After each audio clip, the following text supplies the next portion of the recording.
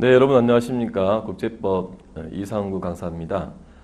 예, 오늘 여러분들께 시험을 보셨습니다. 그 시험 보신 거에 대해서 간단하게 총평과 함께 그리고 해설 그리고 또 시험 삼아 시험을 보신 분도 계실 것 같아가지고요. 간단하게 앞으로 시험 공 방향에 대해서 간단하게 말씀을 올리겠습니다. 예, 총평을 간단하게 좀 말씀드리면요. 제가 봤을 때는 첫 번째 난도 궁금하시죠? 여러분 뭐 시험을 보시면서 느끼셨겠지만 제가 보기엔 상당히 평이하게 출제가 되었다고 생각이 되고요. 조금 어려운 문제가 뭐가 있을까 다시 한번 제가 살펴봐도 예, 답을 찾는 것이 굉장히 좀 어렵겠다고 생각되는 문제는 거의 없는 것 같습니다. 여러분들은 어떠셨습니까? 물론 제가 뭐 강사 입장이 아니고 여러분 입장에서 공부를 한 1년쯤 하셨겠다 그런 분들 입장에서 봤을 때 그렇다는 얘기입니다. 그래서 전반적인 난도는 평이했다고 생각이 되고요. 두 번째는 마찬가지 맥락에서 기출문제에서 거의 커버가 됐다고 생각이 됩니다. 새롭게 출제가 됐다고 생각되는 논점들은 제가 보기엔 거의 없었고요. 우티 포시데티스 원칙이라고 하는 것은 기존의 그 9급이나 7급에서 나왔던 것 같지는 않은데 다른 뭐 사법시험이나 뭐 경찰 간부 시험에서는 출제가 됐어서 뭐 기출문제를 풀어보셨던 분들은 그 익숙한 문제였지 않았을까 생각이 되었고요. 그래서 기존의 그 기출문제에서 다 커버가 됐을 것 같다 이런 말씀 드리고요. 예, 세 번째는 출제 영역에 대한 말씀인데요. 국제기구, 유엔을 포함한 국제기구에서 가장 많이 나왔습니다. 세 문제가 출제가 됐네요. 그 밖에 외교관계 협약이 있죠. 해양법 협약, 연언, 그리고 경제법에서 각각 두 문제가 출제가 되었습니다. 나머지는 한 문제씩인데요. 국가 승인, 권리 의무, 조약법 협약, ICC, ICJ, 환경법, 영토, 국제인권법, 국가책임법 이렇게 해서 각 한 문제씩 출제가 되었습니다. 그 출제 영역에 있어서 뭐 특별하게 뭐 특이한 점 없다고 생각이 되고요. 그냥 출제될 수 있는 부분에서 골고루 출제됐고 경제법 같은 경우도 평상시와 마찬가지로 두 문제가 출제가 되었습니다. 판례는 제가 세어보니까 판례 문제가 나온 걸 포함해서 총 6개의 판례가 출제가 된 것 같고요.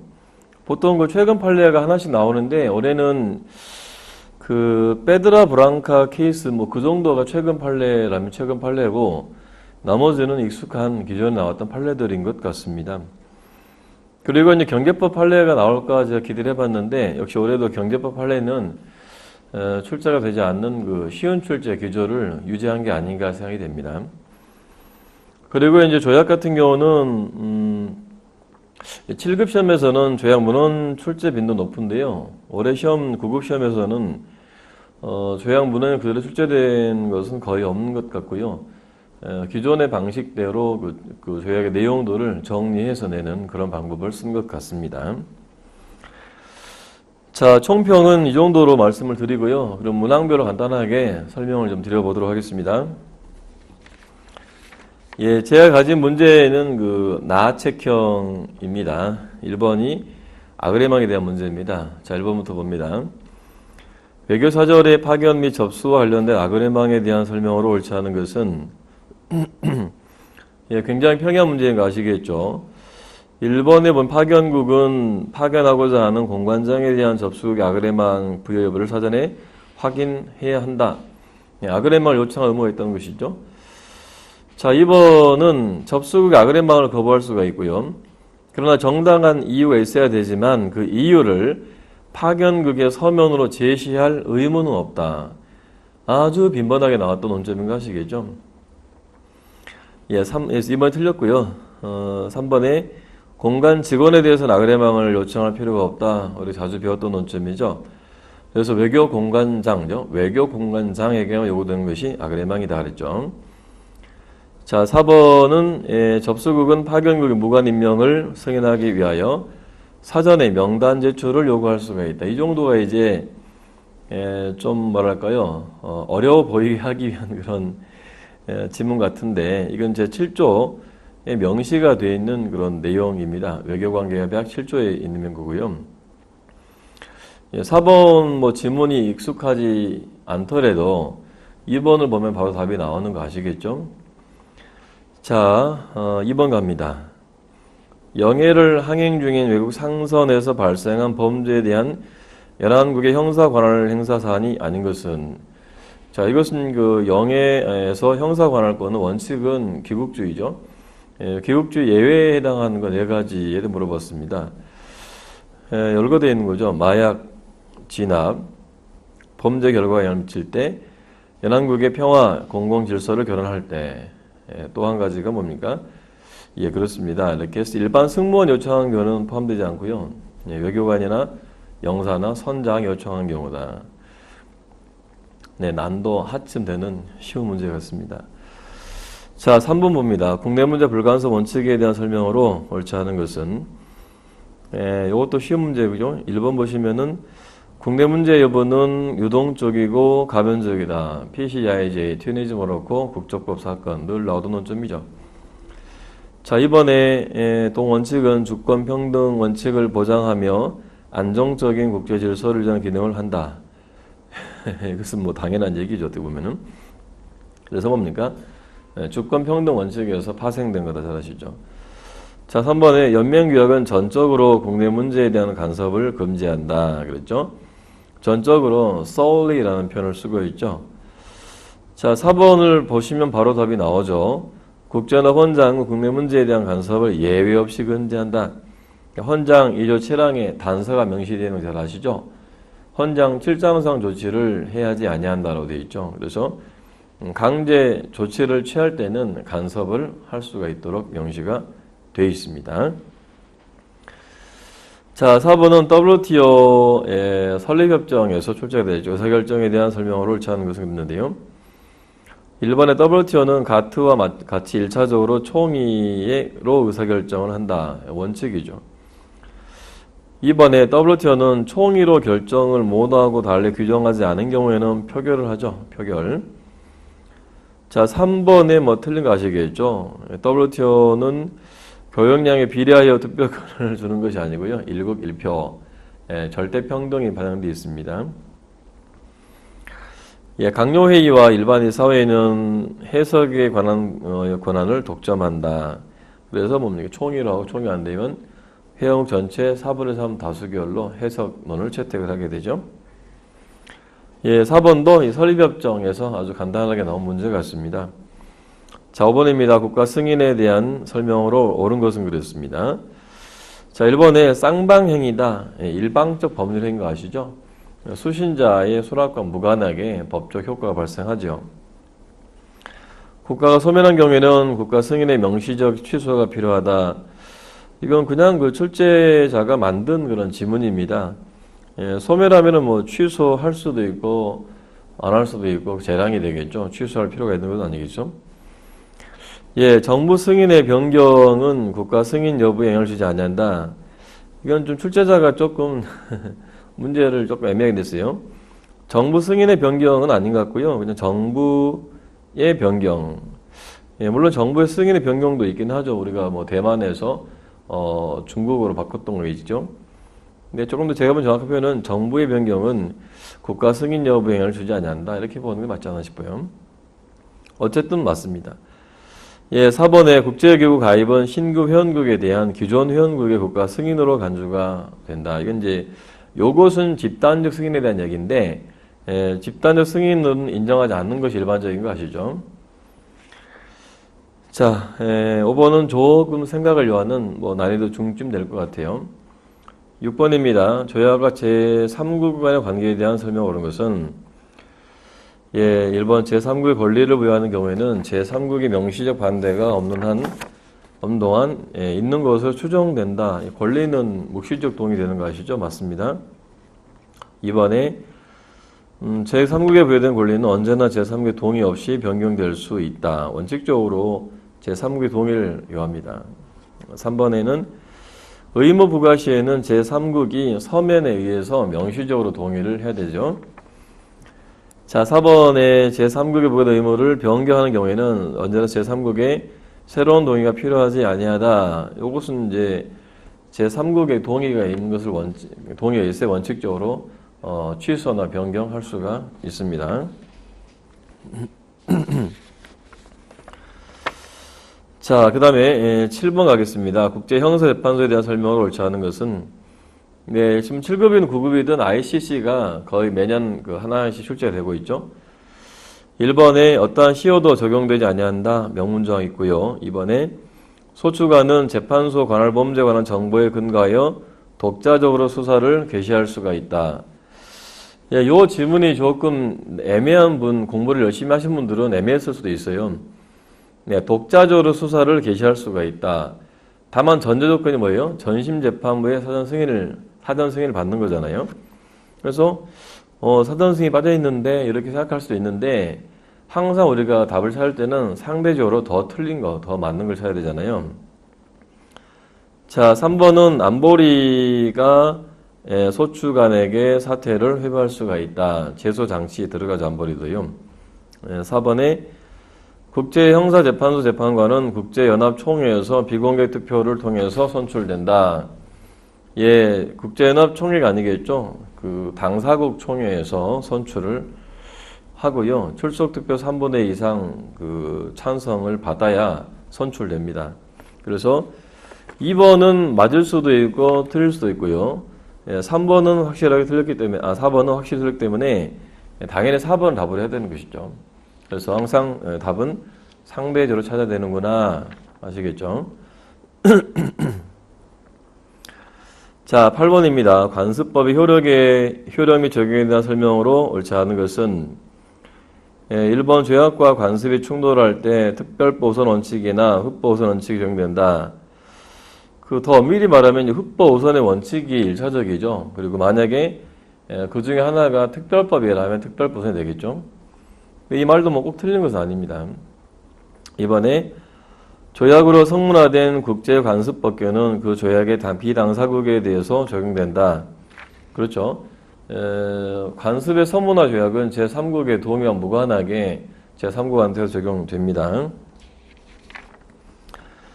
자, 3번 국제법상 강행기범은 일반 국제관습법보다 우월한 효력이 있다. 그래서 이제 관습이 무효가 되거나 종료가 될 것입니다. 자, 4번 신생 독립국에 대해서는 그 국가가 수립되기 전에 형성된 국제관습법이 적용되지 않는다. 이것은 뭡니까? 그 창설적 효력설 있죠? 창설적 효력설의 이제 주장이고 실제에서는 적용이 되는 것이죠. 자, 8번의 8번의 그 4번 지문 같은 경우는 책에 뭐 상세하게 나와 있는 그런 내용이라서요. 어렵지 않습니다. 자, 9번 볼까요? 우티 포스티데티스 원칙. 책에도 잘 나와 있고 기출도 되고 그랬는데요. 공부를 좀 꼼꼼하게 안 하신 분들은 이게 뭐지 했을 수 있을 것 같긴 해요. 자, 요것이 이제 난도가 좀 중에서 중상쯤 될 수가 있는데요. 1번 보시면은 국제법상 우티 포스티데티스 원칙은 현재의 점유자가 계속 점유한다는 로마법에서 유래하였다. 예, 맞죠? 지금 가지고 있는 것을 계속해서 가지고 있어라는 뜻이랍니다. 2번에 중남미 국가들은 독립 당시 국경선에 우티 포스티데티스 원칙을 적용하였다. 네, 그래서 뭡니까? 기존의 국경선과 달라지긴 했지만 이미 오래된 일이기 때문에 그 독립 당시의 경계선을 국경선으로 인정하자라는 원칙입니다. 아시겠죠? 독립 당시에 스페인이 만들어 놓은 그런 행정구역선을 독립 이후에 국경선으로 보자라는 얘기요. 자, 3번에 아프리카 단결기구는 자결권에 의거하여 우티 포스티데티스 원칙 규정을 반대한 결의를 채택했다.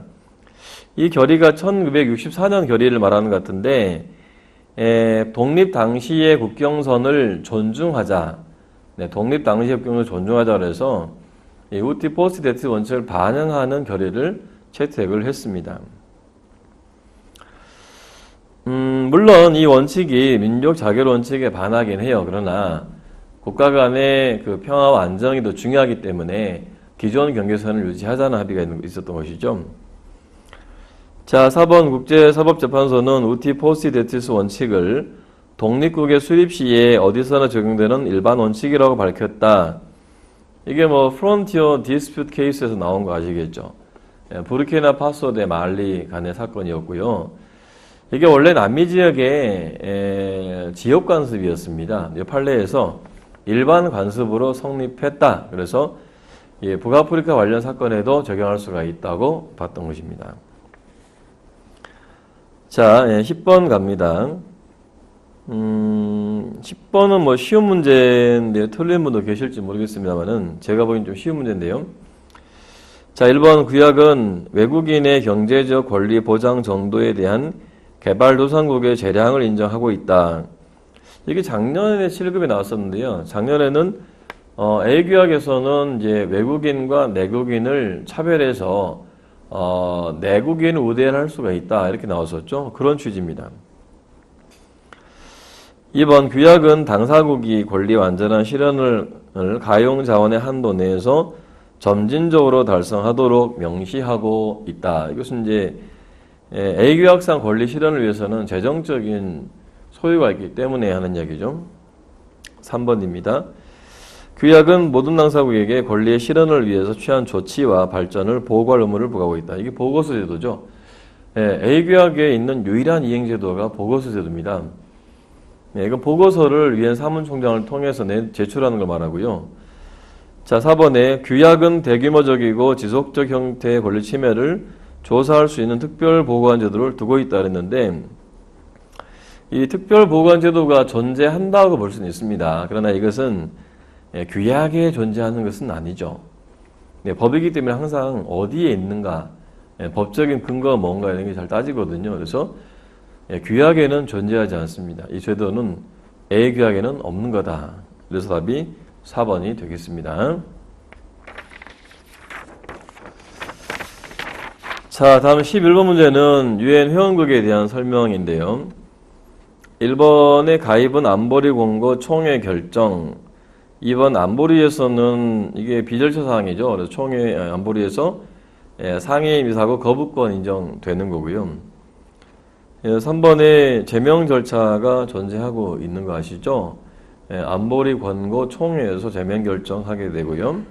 4번에 제명된 회원국은 유엔 전문기구 회원국 자격도 박탈된다. 역시 이것은 이제 출제자가 만들어낸 지문 같습니다.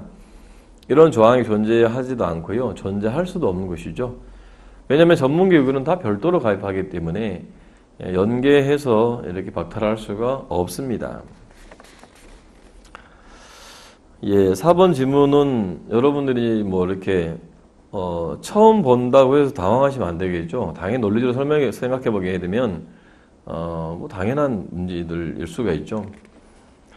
자, 12번 가보겠습니다.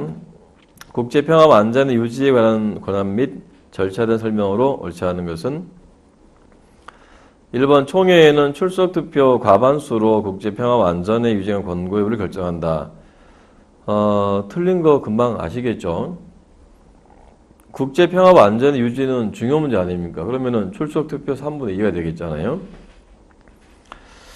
2번 사무총장은 안보리의 주의를 환기할 수가 있다. 그렇죠. 총회에다가는 주의를 환기할 수가 없고 3번에 평화 안전 유지에 대한 1차적 책임을 지고 있다. 헌장 제24조에 명시가 되어 있죠. 자, 회원국은 어떠한 분쟁에 대하여도 안전보장이사의 주의를 환기할 수가 있다. 이 어떠한에서 또 이렇게 망설일 수가 있는 건데 우리가 공부했던 맥락은 뭡니까? 그러니까 비회원국은 어때요? 자기가 분쟁 당사자인 경우에만 회부할 수가 있잖아요. 그런데 회원국은 자기가 분쟁 당사자인 것 상관없이 모든 분쟁에 대해서 주의를 환기할 수가 있죠. 그 대목을 낸 겁니다. 자, 12번도 답이 금방 나오는 단순한 문제이고요.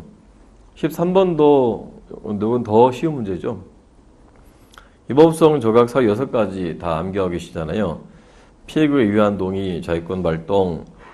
3번은 그 대항 조치는 되는데 무력보호권은 안 되는 거 잘 아시죠? 강행규범 위반입니다. 자, 불가항력에 기인한 행위도 되고요.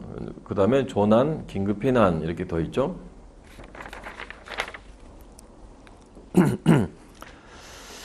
자, 14번입니다. 연원에 대한 설명으로 옳지 않은 것은 1번에 38조이라는 연원을 직접 정의한 것이 아니고 뭐예요? 네, 재판 준칙에 대한 거지 않습니까? 2번에 형식적 연원은 국제법이 성립, 제정되는 방법이나 절차, 형태를 가리킨다. 이 형식적, 실질적 연원에 대한 정의는요, 학자들마다 좀 다르기 때문에 이게 틀리게 나올 가능성이 별로 없어요. 자, 3번. 국제법의 연원에 해당하는 조약에는 국제기구가 당사자인 조약이나 구두조약이 포함되지 않는다. 네, 만약에 뭐 조약법 회각을 전제하면은 맞는 건데요. 그런 전제가 없으면은 당연히 이런 것들도 연원에 포함이 되는 것이죠. 자, 4번에 관습법이 형성되기 위해서는 적어도 일반 관행이 있어야 된다. 일반 관행만 있으면 된다면 틀리겠지만요. 적어도 일반 관행. 일단은 일반 관행이 있어야 되고 거기에 부가해서 법적 확신이 있어야 된다라는 취지입니다. 이건. 예, 그래서 여러분이 이제 그 기출 문제만 이렇게 매몰되어 있으면 3번을 보면서 아니야, 조약은 국가들만 체결할 수 있어. 이럴 여지가 있죠. 공부가 좀 안 되신 분들은. 예, 그런 여기는 그런 전제를 달고 있지 않다는 점을 주의해서 보셔야 될 것 같아요. 자, 15번 WTO 문제인데요. 내국민 대우 나왔습니다. 보통 분쟁 해결 양해 설립협정 이렇게 나오기도 하고 이 원칙을 내기도 하고 그렇습니다. 자, 1번 내국민 원칙은요. 수입 관세, 내국세, 과징금, 국내법규인데요. 수입 관세는 그 체육 대우하고만 상관이 있습니다. 이번에 사실상의 차별도 금지한다. 맞습니다. 이 사실상의 차별은 뭐 결과적인 차별 이런 거죠. 법으로 명시해서 차별한 건 아니지만 결과적으로 이 경쟁 조건을 수입 제품에 불리하게 바꿨으면은 차별한 거죠. 자, 3번에 내국세, 내국 과징금에 대하여 국내 제품과 직접 경쟁 관계 있거나 대체 가능한 수입 제품까지 확대되어 적용된다. 예, 기억하시죠? 동종 상품뿐 아니라 직접 경쟁 또는 대체 가능한 상품에 대해서도 적용되죠. 자, 4번입니다. 스크린 쿼터는 내국민 대우 원칙에 예외에 해당된다. 그렇습니다. 스크린 쿼터, 정부 조달, 생산자 보조금 예외, 3조에 명시되어 있는 세 가지 예외입니다. 잘 암기하고 있었던 것이죠.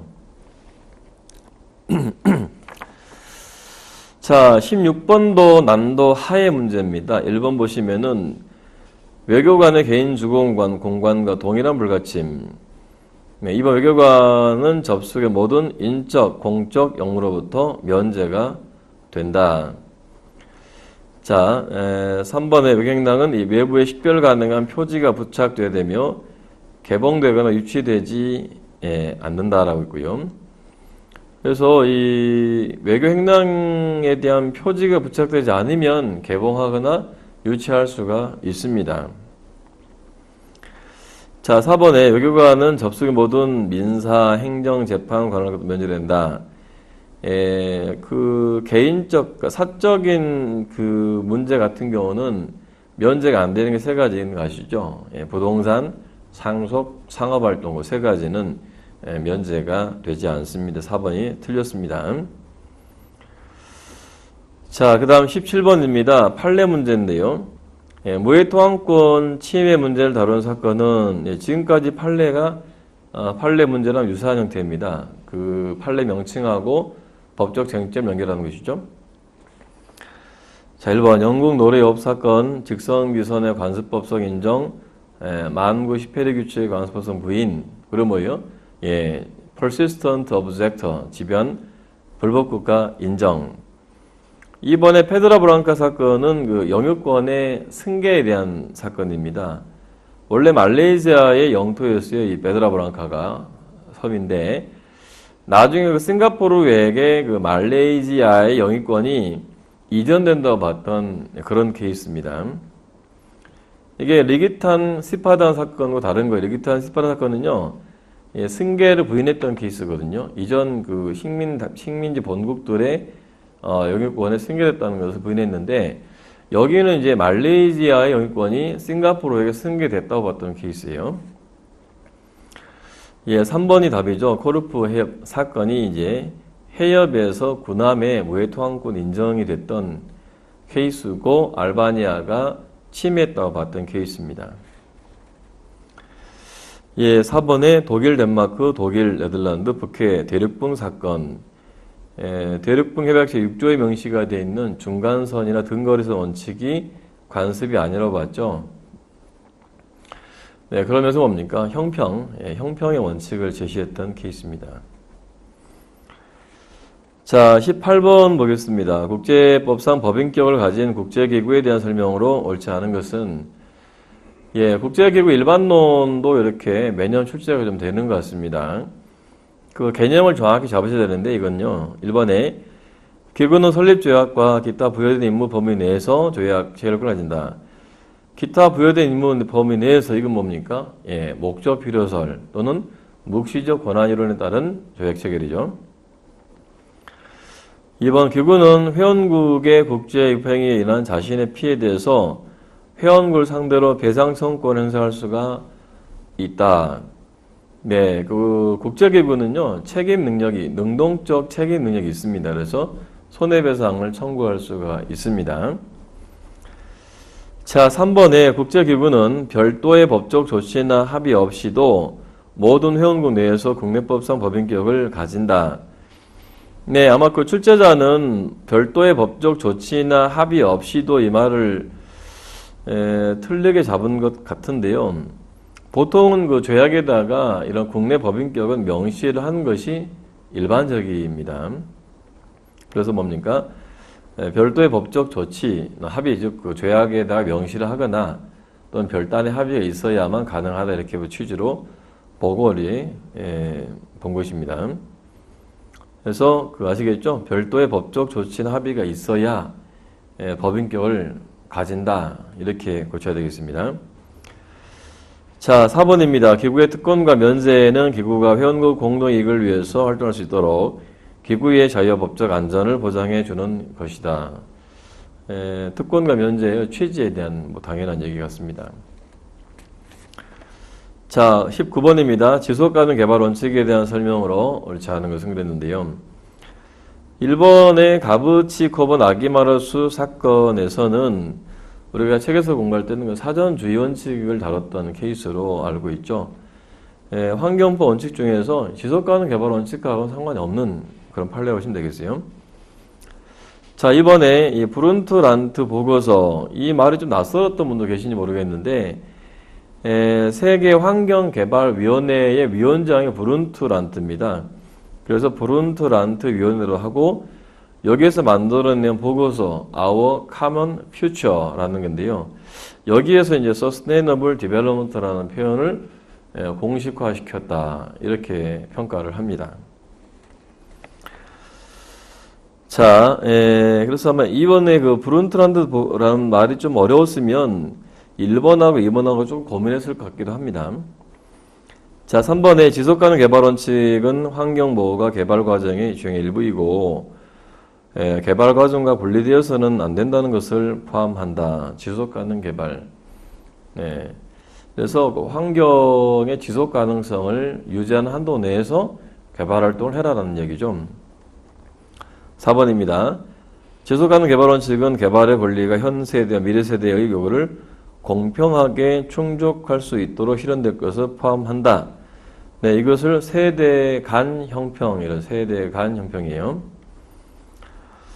자, 마지막 20번은 ICJ 재판 절차에 대해서 제가 보기엔 평이하게 나온 것 같은데요. 1번 보시면은 관할권 성립하더라도 일방 당사자가 불참하는 경우에는 소송이 진행되지 않는다. 예, 이건 뭐 결석 재판이 인정된다라는 이야기이기 때문에 이 질문 틀린 것이 되겠죠.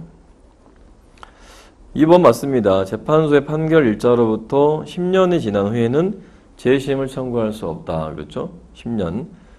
또는 뭐 새로운 사실을 안 날로부터는 6개월이 되죠. 자, 3번에요.